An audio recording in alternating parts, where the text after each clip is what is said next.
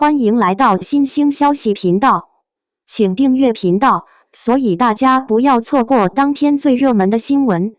我們今天的時事通訊包括以下內容：微博之夜最大贏家是白鹿，甩開緋聞前任靠北上破央視紀錄，一路上坡。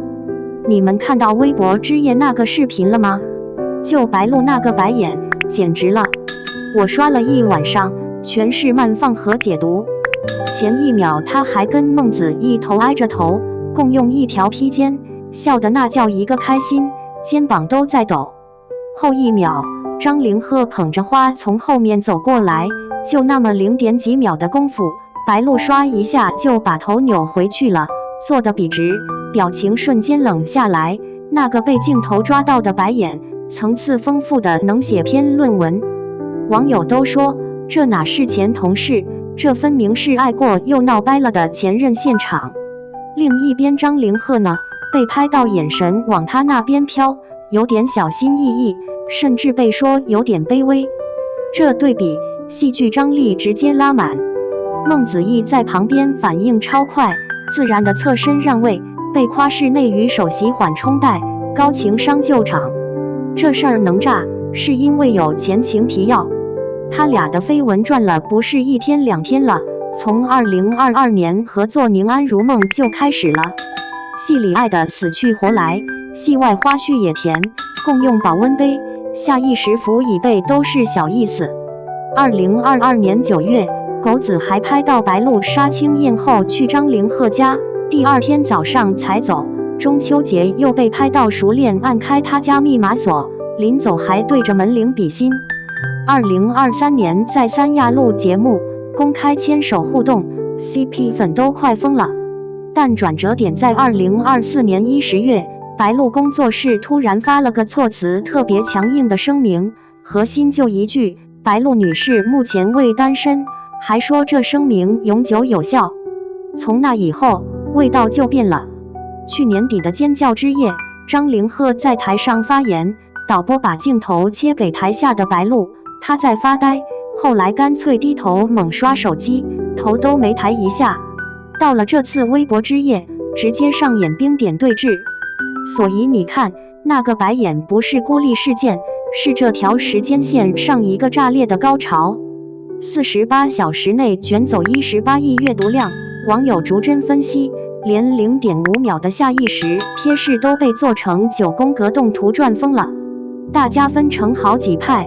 CP 粉覺得這是逼美學，越回避越說明在意；唯粉覺得這就是正常避嫌，姐姐一心搞事業。我們這些路人純粹是看了一場頂級抓馬現場，堪比內娛年度社交恐怖片。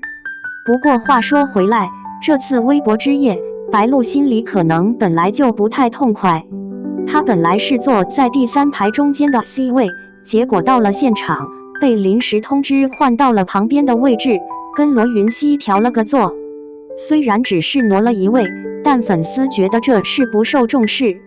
白月泛星劇組就他一個人走了紅毯，而對打的國色芳華劇組是全員盛裝。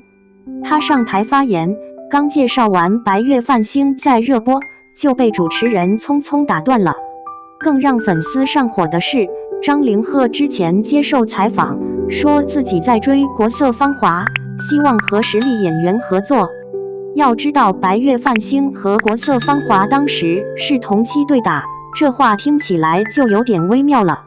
所以你看，這場合對他來說，可能不只是遇見前任那麼簡單，還夾雜着事業上的較勁和那麼點委屈。粉絲後來全平台賣慘，話題白鹿微博之夜委屈都上了熱搜。連於正都發了篇小作文，看似責怪粉絲，實則坐實了不公平待遇。但咱們把緋聞和座位風波先放一邊，看看白鹿這2年到底在幹嘛。你會發現，他的路走得挺扎實的。2025年對他來說是全面開花的一年。上半年，他的名字幾乎貫穿了追劇日曆，從仙俠到現實題材，3部主演劇接連上線。先是白月泛星，雖然最後熱度停在9000多，沒破萬有點遺憾，但這部劇設定反套路，沒有金手指的女主，白鹿演出了將門之女的飒爽和少女的懵懂，打戲也行雲流水。她和敖瑞鵬搞的那個單手公主抱變裝視頻，直接破了1000萬播放，劇宣很賣力。真正讓她打翻身仗的是北上，這部劇成了年度現象級爆款，首播當天就打破了央視近2年的收視紀錄。為了演好小太陽下鳳華，她徹底走出了舒適區，抹黑皮膚，戴上牙套，進行毀容式的外形改造。同劇組的老前輩王學垠都誇她，說能顛覆形象去表演太難了，她做得真好。這部劇也給她帶來了實實在在的榮譽。2025年，她憑借《北上》提名了國際流媒體節全球流媒體大獎最佳女主角，還拿到了人氣獎。她在《尖叫之夜》獲獎時，用劇裡的台詞"金色便是希望"收尾，聽起來挺篤定的。年底，她還入選了那個 TC Candler 全球100大最美面孔，演技和顏值好像都得到了認證。她拼也是真拼，為了拍《茉莉》，在4個月內暴瘦10幾斤，體重只剩86斤，就為了貼近亂世孤女的清冷氣質。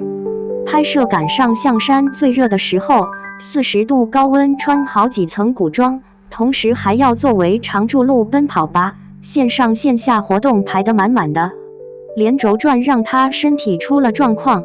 2025年8月沒營業室去看病了，嚴重的時候什麼都吃不下，連雞蛋都過敏，到現在也沒查出來具體原因。就這，她也沒停下，她轉型的決心很明顯，不再只待在古偶舒適區。為了《唐宮奇案之輕霧鳳鳴》裡的女官李佩儀，她提前3個月進組特訓唐刀術和馬術。這部劇在微博之夜當晚首播，開播次日熱度就突破了6000萬。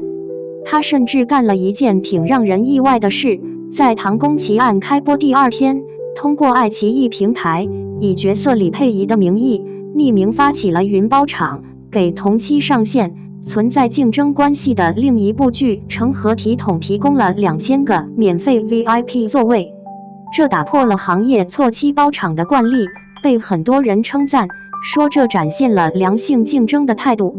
這種格局也體現在她的人際關係上。都說娛樂圈女明星之間只有雌競，但她和孟子義的友情就挺真的。兩人因綜藝結緣之後頻繁互動，私下慶生，互相支持新戲。孟子義曾經大手筆包下1314場雲包場支持白鹿的電影，這個數字的寓意，懂的都懂。微博之夜那個修羅場瞬間，孟子義下意識的保護和得體的緩衝，就是這種友情的自然流露。再看看張凌赫這邊，事業路徑確實不一樣了。他進了航天題材的主旋律電影，為角色增肌8公斤。在歸鑾裡的白髮帝王造型被叫破碎感神明，為了演草根梟雄，他又增肌又主動曬黑，顛覆形象。兩人曾經有機會再合作一部大古裝《恰逢與連情》，但雙方團隊都婉拒了，避免再度捆綁。這選擇挺默契的，就是各自發展的意思。白鹿的行業地位，從一些細節也能看出來。微博之夜的座位，雖然這次有調動的小風波，但整體上他是從更靠後的位置升上來的。有說法提到，他的事業上升直觀體現在微博之夜座位從第3排升到了第2排，這被看作是他業內咖位提升的無聲宣告。所以繞了這麼一大圈，再看微博之夜那個白眼，感覺就複雜了。他早就不是一個簡單的情緒反應，成了一個被無數人解讀的公共社交符號。白鹿在《唐宮奇案》裡演殺法果決的女探案，拳拳到肉；張凌赫在待播劇裡化身溫潤中醫。鏡頭之外，他們走向不同的休息室，奔赴各自的賽道。那晚之後，大家討論的焦點終究會從0.1秒的眼神戲，回到他們交出的下一部作品上。